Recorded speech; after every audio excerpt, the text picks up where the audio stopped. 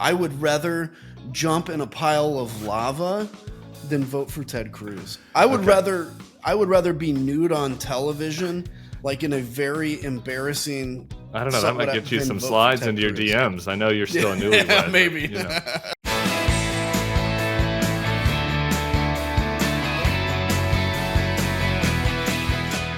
Hello and welcome to the Bulwark Podcast. I'm your host, Tim Miller. I'm just so thrilled to be here with my old pal, former Republican congressman from Illinois, Jeb Bush endorsee, endorser, and endorsee. I think probably mutual. Senior political commentator for CNN, founder of Country First, which backs pro-democracy candidates. You had a book called Renegade. You have a Substack newsletter. You have a child. You're keeping busy, Kinzinger. Yeah, I'm trying. You know, it's when you're not in Congress, you got plenty of time to do other things. That's true. You like live life and enjoy life. And, enjoying life is important. We talked about this at the end of the podcast yesterday with Bill Kristol, and I think that a key constituency for Joe Biden is people who just enjoy life. You know, these are Joe Biden's core They don't walk supporters. around bitter. Yeah, they're not angry. They're not like upset. looking for some violation of their rights or whatever. You know, violation of the patriotic correctness. You know, nobody offended them. There wasn't a trans person giving them coffee this morning. They're not upset about that. Anyway, we'll get into all that. I want to start. I meant to get to this yesterday and forgot. And you're the person to talk to it about. A couple congressmen, a couple Mikes, a couple of your former colleagues, Mike McCall and Mike Turner. Current Republicans. Maybe they're on their way out like you. Who knows? We'll see. They both indicated over the weekend that they think some of their colleagues have become susceptible to Russian propaganda and are advancing it. Let's just take a listen real quick. Let's turn to Ukraine, an issue that's important to you and your fellow Republican chairman, Michael McCall, who runs the Foreign Affairs Committee. Congressman McCall made a comment this week about what he says sounds like Russian propaganda from some conservative media. And why it's so difficult to explain to Republican voters why supporting Ukraine is important. He told Julia Yaffe, quote, "I think Russian propaganda has made its way into the United States, unfortunately, and it's infected a good chunk of my party's base." He singled out primetime shows on conservative channels. Do you agree with him? And how big is this problem? Oh, it is absolutely true. We see directly coming from Russia attempts to mask communications that are anti-Ukraine and just pro-Russian two Republican messages, congressmen some of which we even hear being uttered on saying that you think this would be front page news. Like you have two Republican congressmen saying my party infected with Russian propaganda. Anyway, what's your take on all that? Well, I mean, let's look in a different world. If this has just been like a non-enemy France, right? If they're like, French propaganda, government of France. People would be outraged. This is Russia. This isn't just some country that we're agnostic about. This is one of our enemies. Look, they're both right. I mean, obviously, they're both right, and I think it shouldn't come as a surprise, But here's what really kind of drives me nuts about that, Tim. Yes, they're both right. They're also both going along with the Russian propaganda in the party. Yes. It's saying, yes, okay, Tim, I'm going to come in front of you because you have an audience that'll react well to this, which is what he did on CNN. Yes, Russian propaganda is infecting, and people are going to praise me for saying that. But then he goes back today. Both of these mics will go back today to Washington, D.C., and not pull the trigger on forcing this bill to the floor. Now, maybe they will eventually, but it's been 6 months of them listening to Russian propaganda. And these aren't just two rank and file Republicans. These are the two Republicans that are head of the most powerful committees dealing with this issue, Foreign Affairs and Intel. And yet they'll go on CNN and say it. And again, I don't want to discourage that. So I'm not sitting here just crapping all over, but it's like, at the same time, you two alone. Yeah, you go to Newsmax, go to Fox, put out a tweet. You two alone, without anybody else with you, can guarantee that the aid bill gets on the floor. And yet again, it's this go to the correct, news outlet where you can say the things because nobody on your Fox outlet's going to be watching CNN, and then just go quiet and let Marjorie Taylor Greene run the day. That's what drives me nuts, because this is not an esoteric, this isn't just an exercise in what are our tax rates going to be? Right. Is it, are the trains going to run on time? This is human life.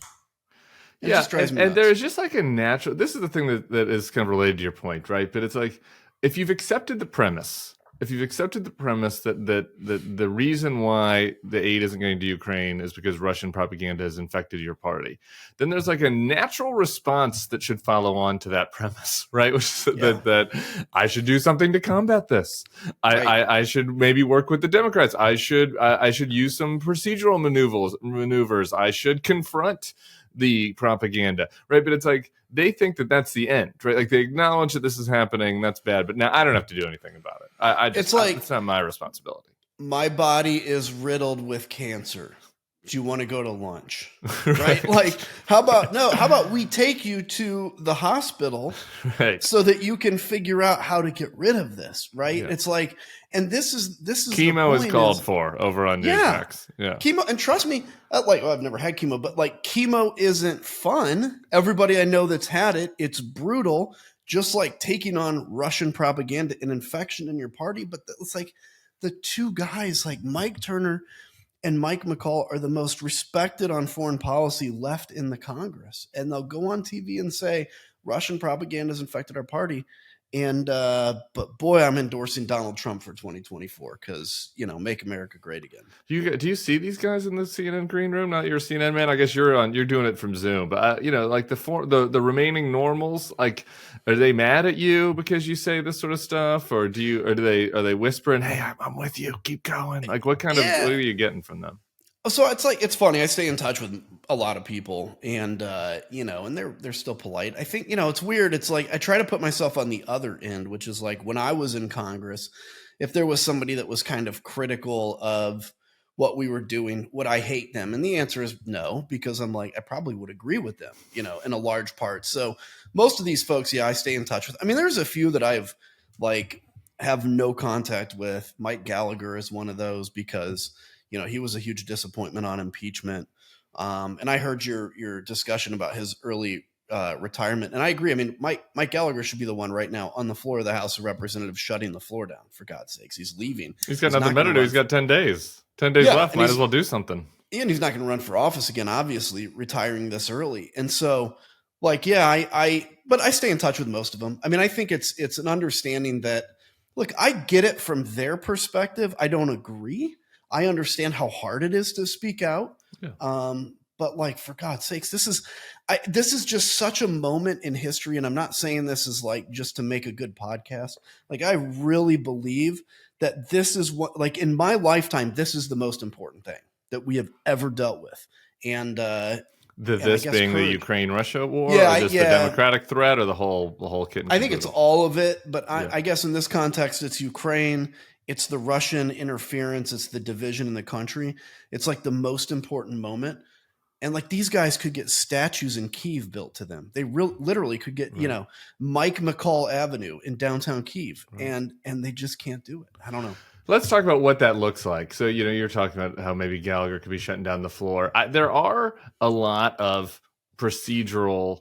This is really more my husband's turf than mine. Once you get into kind of what is happening in the procedure on the Capitol Hill and the arcana of how to, get bills moved to the floor. I was never a Hill man, but you were over there. So talk about what some of those options are.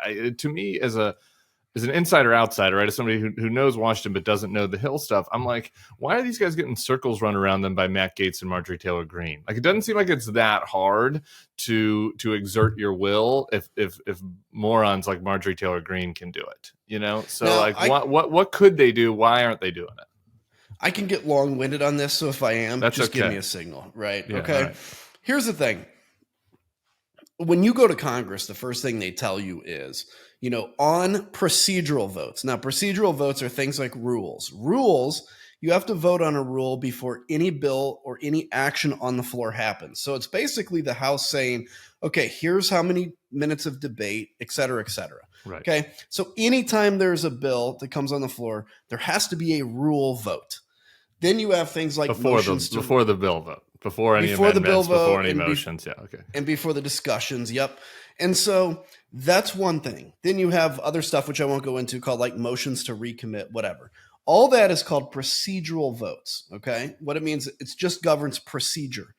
When you go to Congress, you're the party your party says, look, we all have to vote together on these issues. And that was the agreement. Like, you can disagree with the bill, but you gotta support your party on the floor rules.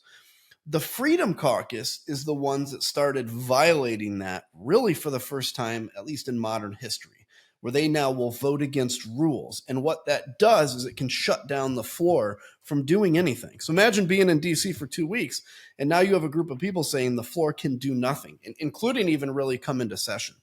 So that's why they have such power. So if there's a group of 10 of us sitting in a room and I hand everybody a hand grenade. So just really quick before we get to the hand grenade analogy for the layman out there.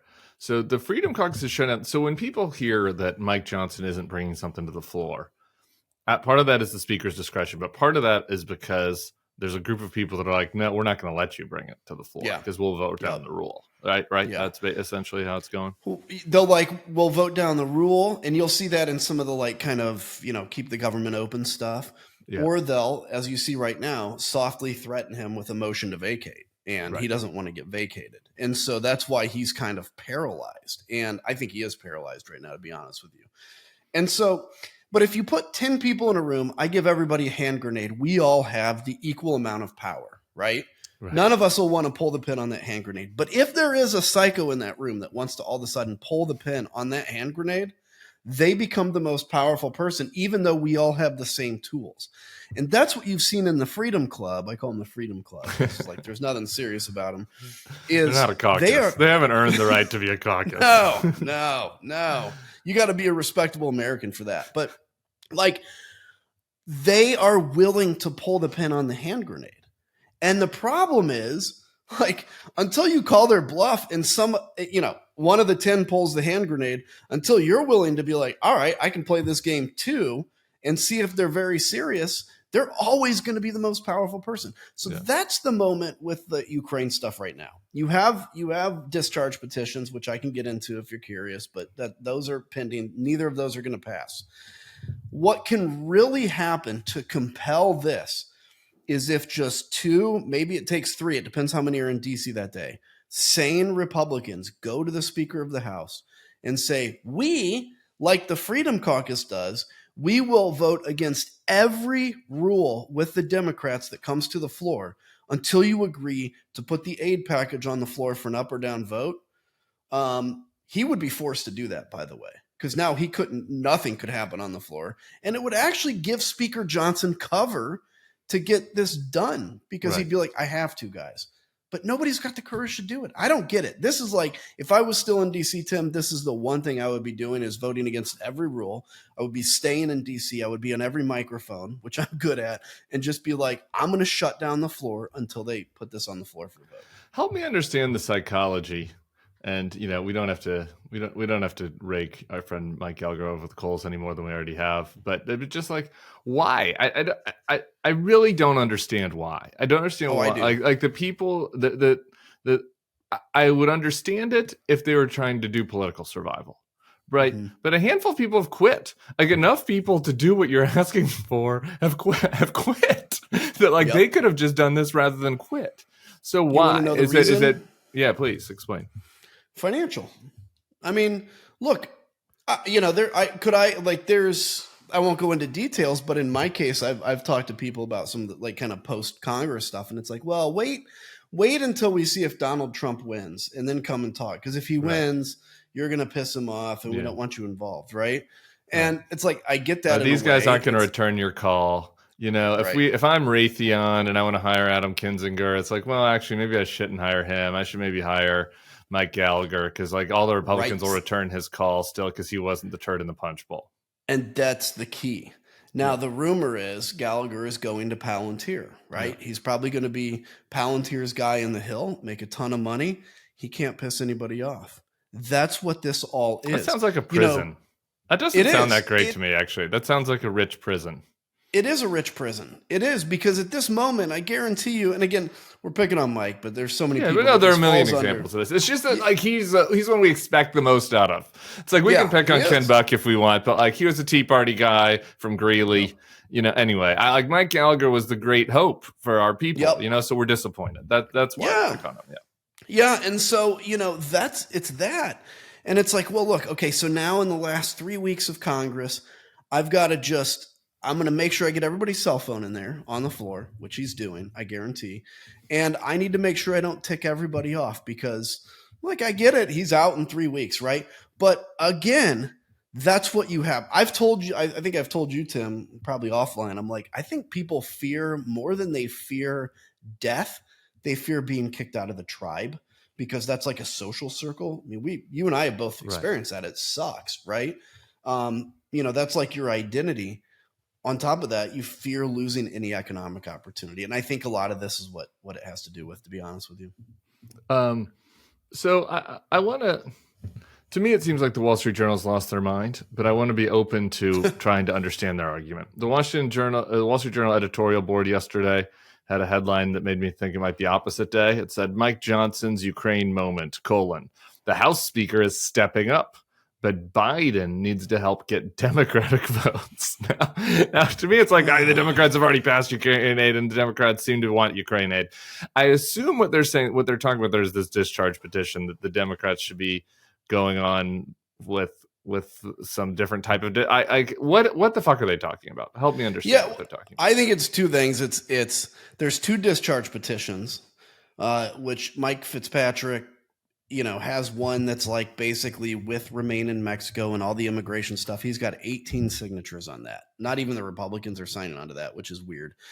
And then there's the discharge petition, which, by the way, these are rarely done. The last successful one I was involved in was in 2015. The last successful one before that was 2000. So this is how rare these things are.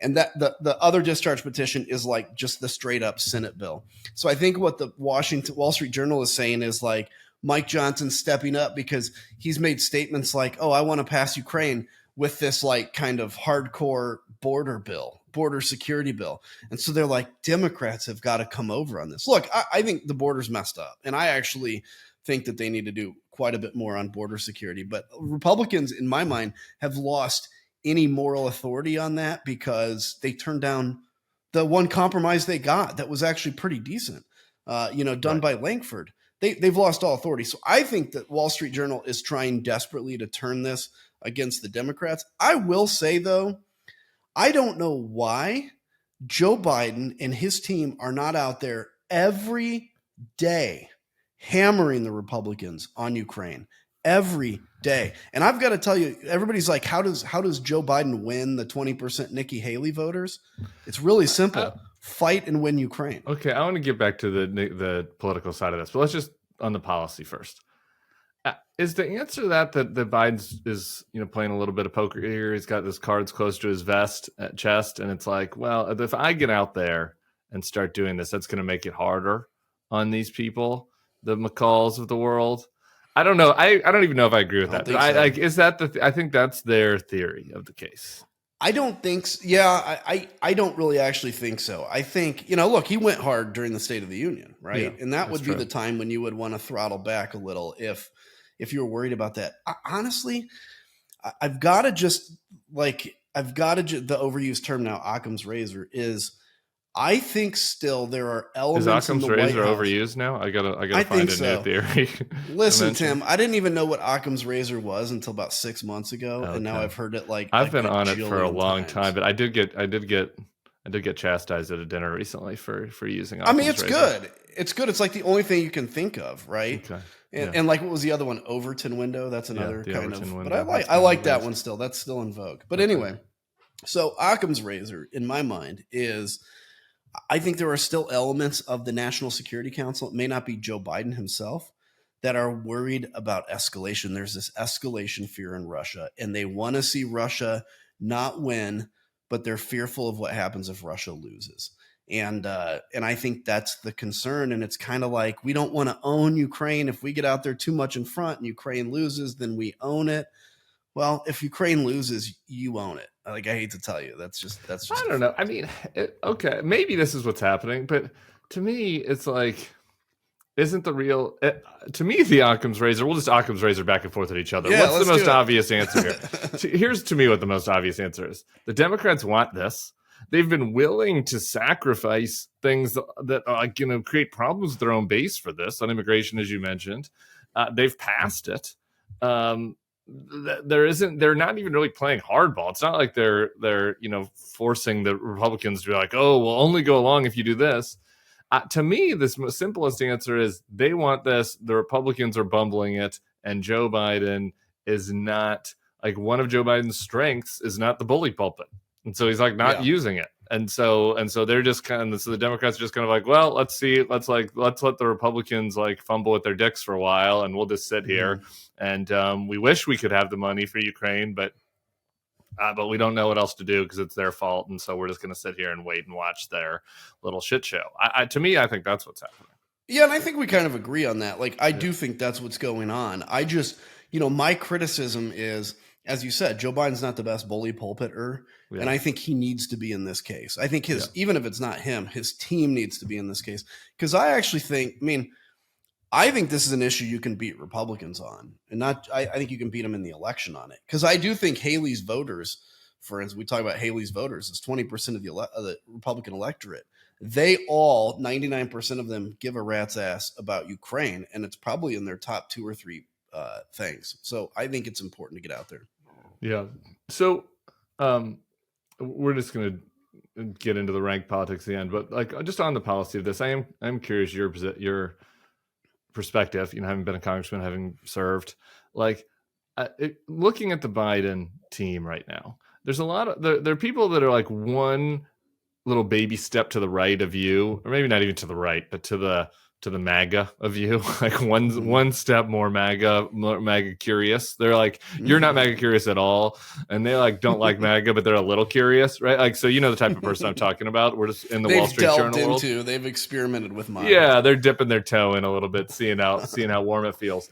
If you ask them about the Haley donor class and the Wall Street Journal types and the McCalls, this world, about the Biden foreign policy, like they'll say, well, I don't know. He hasn't been doing enough on Ukraine. He's been being a little too mean to Bibi, and it might make me vote for Trump. So I assume that you're like kind of sympathetic to their foreign policy critiques of Biden. So I'm curious how you grade Biden on foreign policy, and then how you compare that to Trump, just purely on the policy merits. Look, I'm sympathetic in that, like, I think Biden has a weak foreign policy, right? I think so. But I think the choice is weak versus evil.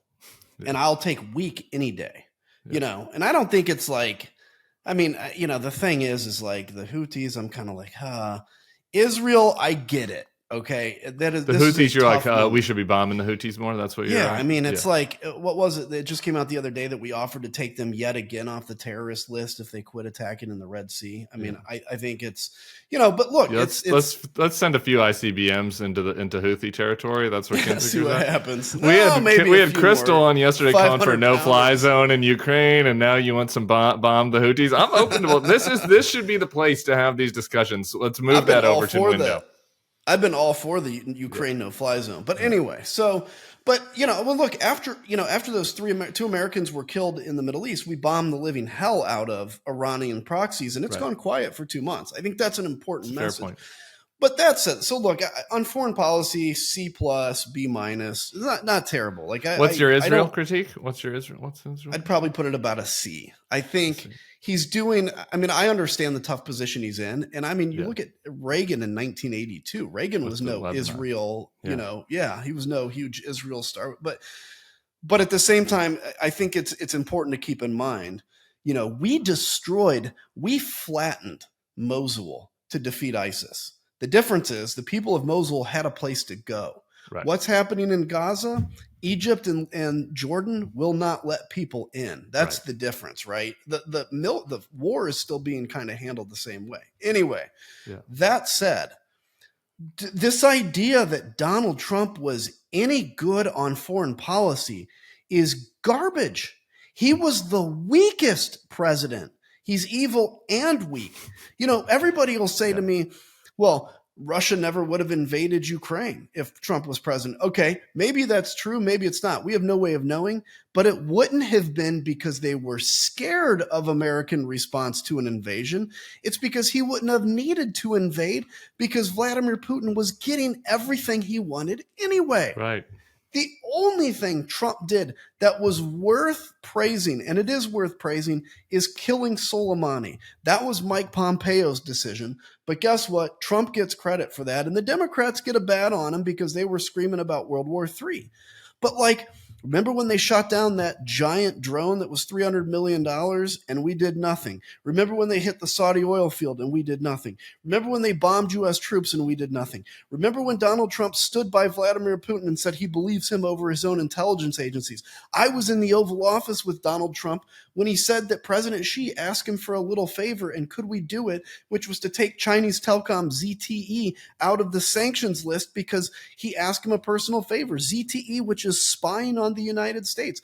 Donald Trump was the worst, Tim, the worst foreign policy president, not even about his personality, about his just actions. And this is what concerns me, is there's this blessed memory of Donald Trump's foreign policy and economic policy. He was a friggin' disaster. It's a great rant. And I'll add to it. I'm reading David Sanger's books. We're going to have him on the pod, hopefully in the next few weeks. And I had forgotten because it happened right before January 6th. And it got washed away kind of in just the news craziness. Do you remember the Solar Winds attack? The cyber attack on the government. I forgot all about that. Yeah, exactly. Me too. I'm reading the book and I was like, oh, right. There was a Russia committed a cyber attack on our government, a very serious one. Where we lost a lot of government workers' private information, a high level cyber attack, not one of these random ones that penetrated the federal government. Trump puts out a tweet that's maybe it's the Chinese. The fake news always say Russia, Russia, Russia, right? It's Trump is doing propaganda for the people that literally are attacking our government. And it just kind of got washed away because the next day the Capitol got stormed.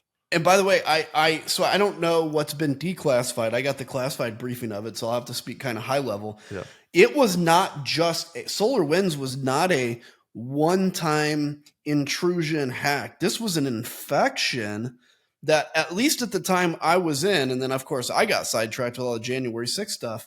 The government was talking about gajillions of dollars of damage to actual government infrastructure.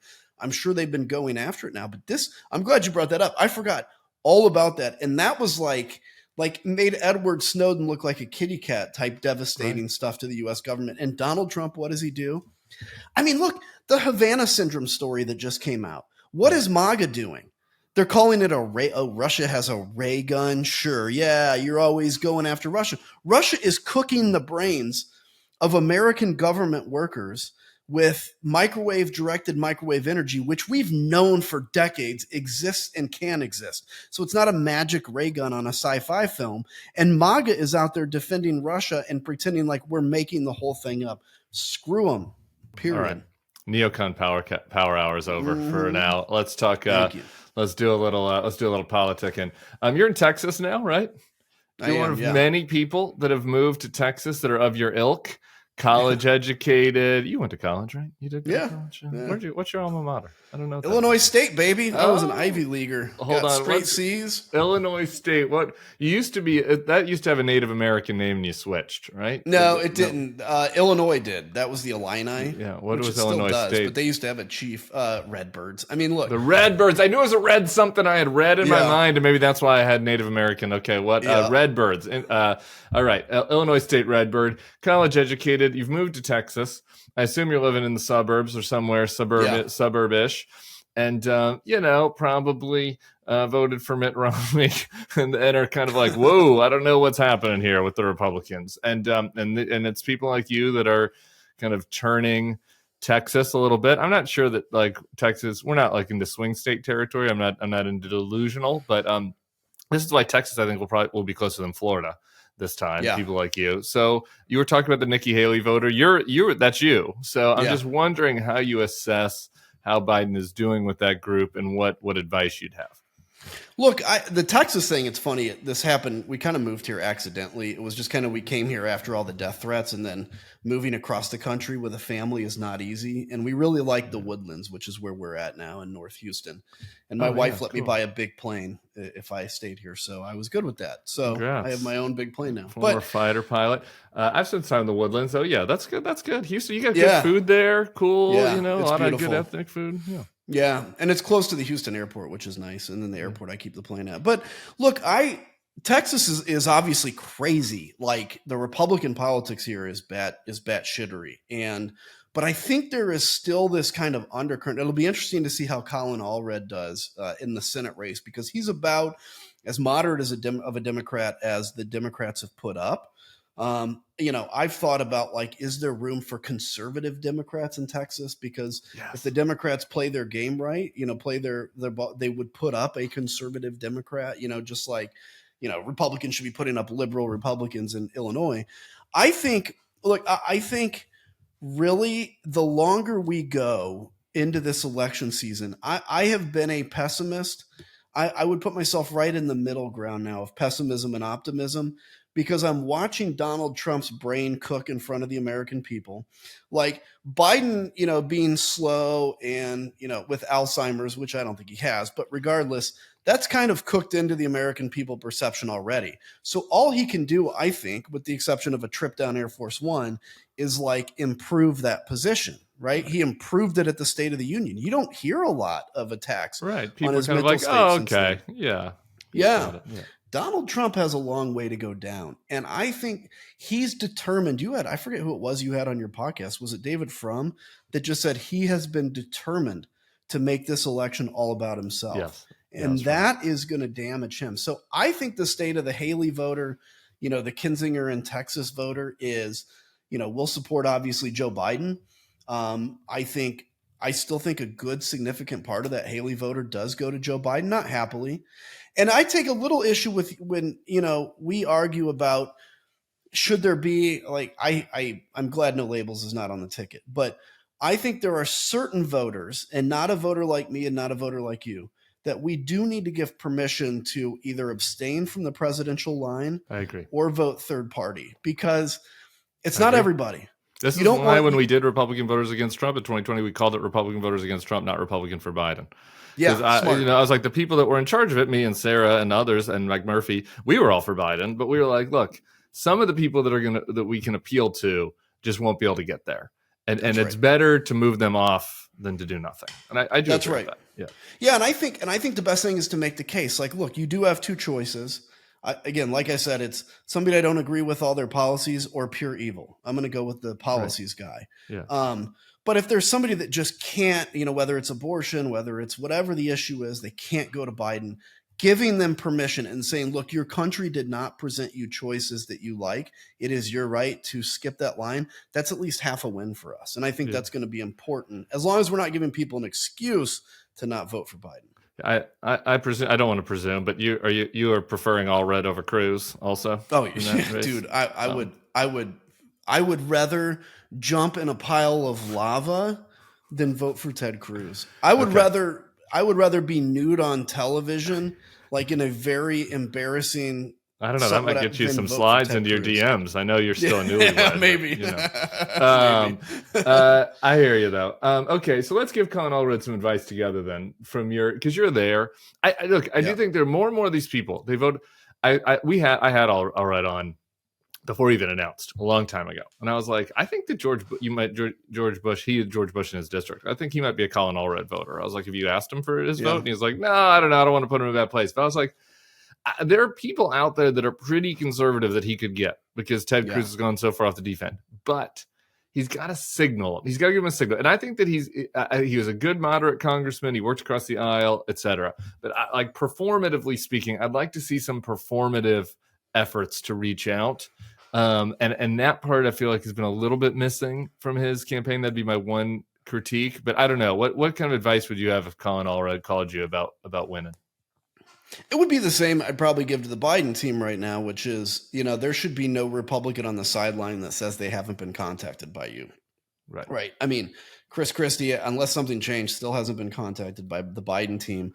I got contacted by somebody at the White House saying, hey, we'd love to be in touch. I'm like, great, let me know. Heard nothing again. Right. Like, it's fine. And my ego doesn't need that. That's the same advice I would give to Colin. He's reached out to me, and he and I are friends anyway. So I give him credit on that. But yeah, reach out to the Bushes. Bush will stay on the sideline regardless, probably. But he can signal things quietly. And the other thing I'd give on a messaging is, sorry, you got to be somewhat tough on immigration. This is a 90% issue, by the way. Be somewhat tough on immigration. Well, just do what Swazi did at least. Yeah, do what Swazi did. Yeah. And then be a little giving on guns. You don't have to be a huge like gun nut, but just kind of like understanding the importance of concealed carry, stuff like that for Texas. And I think he has a shot to win, at least a shot. It particularly depends what happens on the national side, but certainly a shot to really embarrass Ted Cruz, because Ted Cruz deserves every ounce of embarrassment he gets. Yeah, that's right. Tom Suozzi, for people, who ran in that special election in New York and really kind of focused on crime and immigration and led with that. It was a strategy to talk about crime and immigration. It wasn't going far right, really, but it was just like, look, we need to deal with these threats in New York. Maybe crime isn't so much at that in Texas, maybe a little bit, but immigration really is, right? And like lead with your chin a little bit and you kind of maybe distance from some people on the left on that. And can I say too, like to the people that like, and I hear them that say, "Oh, well, you're just basically asking us to become Republicans." No, I'm not. All we're asking is that you listen to what the American people are saying and actually reflect that and get elected. That's what democracy is. Like, parties were never meant to be in this static position that could never move. And as the American people moved, they just moved in and out of parties. Parties are supposed to chase voters, right? That's like the general nature of a party system. Exactly. I wrote the article about Adam Kinzinger a long time ago about the Red Dog Democrats. I don't know if he's accepted it, but people can go find it. We'll put it in the show notes. But in this article, I was like, there are a ton of progressive policies that Red Dog Democrats in the Dallas suburbs don't care about. Marijuana legalization, raising the minimum wage, infrastructure spending, universal pre-K, environmental conservation. I'm going down and down. Criminal justice. There are a bunch. DREAM Act, right? There are a bunch of stuff, a bunch of progressive priorities you can do. It's just, on a few things, you gotta try to put an olive branch out. Okay, we're running out of time. I want to do a quick RFK, and then we do need to talk about Donald Trump's smell. Let's listen to. I want to listen to the New York. I think she was running the New York ballot access operation for RFK really quick. Things, I guess, will change over time because you do have to only pick one candidate at the end of the day. But the Kennedy voter and the Trump voter, the enemy, our mutual enemy, is Biden. Since Biden is counting on us with Bobby in the mix, my thought is for the Republicans. See, Bobby right now, he's pulling from both sides. Right now, he's actually pulling a little bit more from Biden, which explains why the DNC is kind of ganging up on him. They have a special committee to go after independent candidates. Yeah, they say independent candidates, like non-affiliated candidates. They really mean Bobby, because Bobby's the only third party that anybody's taking seriously. So they developed a committee just to go after him and to get him off of the ballot in any way they can. Especially, it seems as though they're going after the battleground states more than the deep blue states. Bobby's moving the blues on his own. If the Republicans accepted the fact that New York, I can't listen to this lady anymore. But she goes on to say that that part of the strategy, which I think is insane, is that Bobby wins some blue states and that sends the election to the House. This is probably not going to happen, but really they are saying the quiet part out loud about where they think things are on this. I don't know what some of these voters, particularly some of the types of people we're talking about who are more conservative instinctually, that are more low info voters that aren't paying as close of attention, that aren't listening to the Bulwark podcast. Like some of them, RFK might seem like an appealing off ramp. Like, oh, he's not. So what's your take on the RFK side of things and the nature of the First threat? off, to that lady, I don't know, I forgot her name, but like, thank you for telling the truth publicly because we need that, right? Tell the truth. It's just, that's clearly, look, I mean, what they found is that there is an audience of conspiracy nuts in MAGA that will fund their campaign. As I've said, the campaign's been hijacked by MAGA, and I think probably voluntarily, because it's audience capture. This risk in media, it's like, and in politics, it's okay, well, here's our donor base, so now we need to feed the donor base, and then our donor base becomes more like what we've been feeding, and it's this kind of vicious circle. And that's what he's been feeding, conspiracies, which now is naturally found on the right. It used to be found on the left. It's, the horseshoe theory has now officially happened. They've met. And so I look at it and I say, he's nuts. I think the bigger risk is certainly to Joe Biden with Kennedy, because Kennedy, of course, the name is a scion in Democratic politics. But I think Democrats are doing the right thing by continuing to talk about him and ridicule him, because I think their biggest threat is that low information voter, as you mentioned, that doesn't like Joe Biden, that thinks Kennedy is Kennedy, and instead needs to see that he's basically Donald Trump. Right. Now, he's not going to pull much from Trump because he's like Donald Trump that believes in love climate Trump. change. Yeah. Right.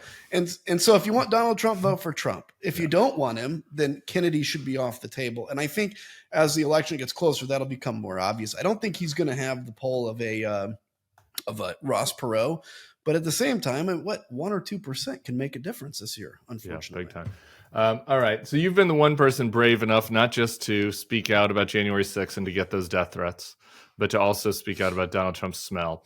One thing I've noticed, and we're trying to get at the bottom of what the smell is. I've noticed his face tint has changed. Like it was a pure orange mango for a while. It moved to like a burnt sienna, and lately it's kind of like it's like a pine tar. I mean, it's getting very dark, and I can't imagine that is helping the smell. So, tell us a little bit about what you think that is happening there. Well, it's old man and shame. I mean, it's like, it's not, I don't know if it's diaper, if it's like, you don't think it's the face, that whatever he's putting on his face? Could be the face, could be the sweat mixed with that. Yeah. The sweat. Here's the important thing about this, Tim, is MAGA sees Donald Trump. Now, we've got to put ourselves in this mind for a second as almost a non-human entity. And I'm serious about this. Like everything about him is almost non-human. Like, honestly, if they saw him sitting on the toilet, it would shatter their image of him. Did you see the Eclipse ad they did of him where like Donald Trump is blocking the sun? It is so weird. We'll put that in the show notes too. Weird. I wanted to just play the audio, but you can't really get it without looking at it. It's so fucking weird. Yeah. It's like, it's nuts, but like, that's where they're at. So I think there is benefit in humiliating him both as just a human with failings, which we all are. And I don't say that to be, but like he's trying to put himself above that, but also the whiniest, weakest. I mean, my God, the guy was president of the United States, and somehow the inept Democratic Party was able to pull over on him, the greatest steal of an election in American history. He's that weak that he allowed it to happen, and he just whines and he complains and he bellyaches. And Tim, when you and I were junior Republican babies, what we loved about the Republican Party was its toughness. It's like self-reliance. He has turned the Republican Party. Yeah, he has turned the Republican Party into a bunch of whiny, licking their wounds like people, and we have to call that out because nobody wants to be that, and Donald Trump needs to be painted as that, I think. And that's what Country First is going to spend some time doing. Whiny and smelly. And like obese and not athletic. And look at him on the golf cart. He's a disgusting figure. And he's scared. He's a scared person right now. You could just tell he's frightened, like a little kitty cat. He's scared. Like when, did you ever see the image of him with the eagle? When the eagle goes to bite him, he's like, ah! I love that one. I love that one. Okay. Adam Kinzinger, I just appreciate you so much. You're a great American. You'll be back on the podcast soon. Country First. Go ahead and check out his organization, Country First. We'll be back here tomorrow with another one of my favorite people. So we'll see y'all then. Peace.